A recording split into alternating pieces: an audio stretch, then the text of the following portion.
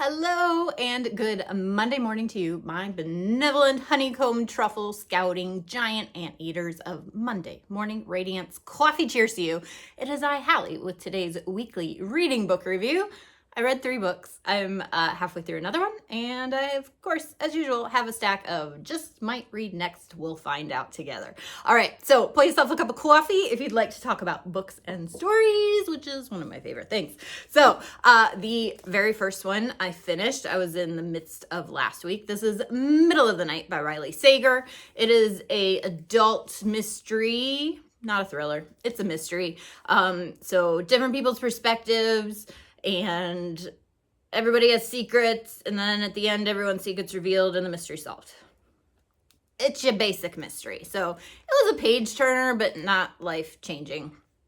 Cool. All right, that's all I have to say about that one. The next one I finished, this darling, tiny little, An Elderly Lady Must Not Be Crossed by helene Tursten. This is Swedish fiction in translation. Noir comedy, dark comedy, black comedy, noir, whatever. She's basically a serial killer, but she's old, so she gets away with it. The week before, I had read An Elderly Lady Is Up to No Good. This is the second collection of stories starring our friend and murderess Maud, and this one has more of in the past, but add more stories from her past as she kind of started her crusade to take justice out on those she felt deserved it for betraying her, or those she loved and cared about. And so she's on her way to a 5-star luxury vacation in South Africa as she reminisces on the plane, and then we have her adventures in crime fighting there as well. So adults, not terribly gruesome aside from a couple of murders, but also it was, I do a lot of babysitting, guys, because babies are cute, and I'm an artist, so I take gigs, and it was, I will have to tell you, the perfect size for holding a napping baby while reading. So there's that to its benefit too. Just probably not a read aloud for your small child. Okay, the other one I finished just last evening. This is The Swifts, A Gallery of Rogues by Beth Lincoln and illustrated by the illustrious Claire Powell. A few fewer illustrations inside than the first Swifts volume, which was terrific. I think that was a Dictionary of Scoundrels, if my memory serves correctly, now that I think about it. But there's a unique chapter header illustration with the numeric chapter included. For example, Entrees, chapter 7, and just delightful. I don't know that this would have been something I would have read as a child, or if I did, I would not have been able to plow through it as I do as a grown-up. There are big words. Everyone in the family is named after a fancy word from the dictionary, so there's a lot of wordplay and puns because of what their names mean, also kind of identifies their characteristics. So even though it's a huge cast, we can tell them apart because their name implies the definition of themselves, if that makes sense. So the second one is the Swifts, a handful of them, including Shenanigan Swift, go to France, to the other side of the family, and some of their artwork has been stolen. And of course, there is a greater mystery. So the kids, including the French kids who run the hotel that's falling apart, kind of like the Swifts mansion in England is falling apart, band together to expose and recollect the stolen artworks from a group of thieves who leave behind in their wake a installation. And so the rogue art thieves are actually returning art to its rightful owner. Mysteries, mysteries, mysteries. So if you or your children are fans of the ocean movies, right here, man, it's just with wordplay, and it's delightful. We do have quite a bit of LGBTQ rep, including non-binary characters in the forefront. So there's that.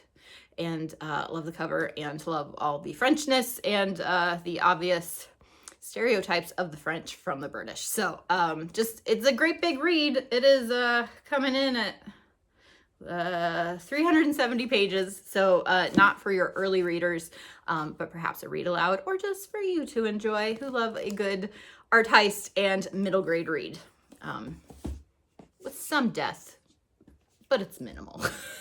Okay, currently reading something completely different, but not that different for me. More Japanese fiction and translation. This is The Full Moon Coffee Shop by Mochizuki, and just a cute, darling little book. You can see I have also started making more friendship bracelets, but I never make the strings long enough, so now I have a collection of handmade bookmarks. Anyway, so I'm halfway through this one. It's not the same as the time traveling one, Tales from the Cafe, but Kawaguchi. But it is a coffee shop run by one giant cat and other talking cats, and the coffee shop appears to those in need. There's some astrological personality stuff, so that what the food they serve you don't get to order. The cats bring you the food you need, and you learn a life lesson along the way to help you move forward in your life, romance, career, etc. So I did mark one line. That was pretty good. Not that I have time to illustrate it right now, but the stars don't decide your future. Excuse me. All they do is help you choose one for yourself.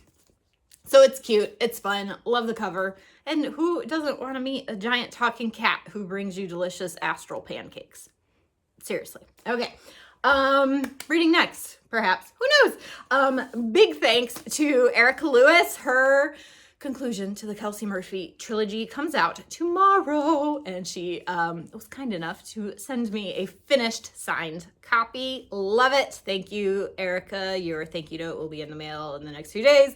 But look at this stunning cover. This is upper middle grade or YA who doesn't want all the content that normally comes with YA fantasy. So we have a magic school, we have lots of Celtic and English mythology thrown in here, a magic school and band of friends and defeating the bad guy and all the things. So it's been a while since I read the first two, but yeah, I remember that much about it. So excited. Kelsey Murphy, and this one is the third one, Kelsey Murphy and the Race for the Reaper's Key. Dum dum dum. Beautiful. Okay.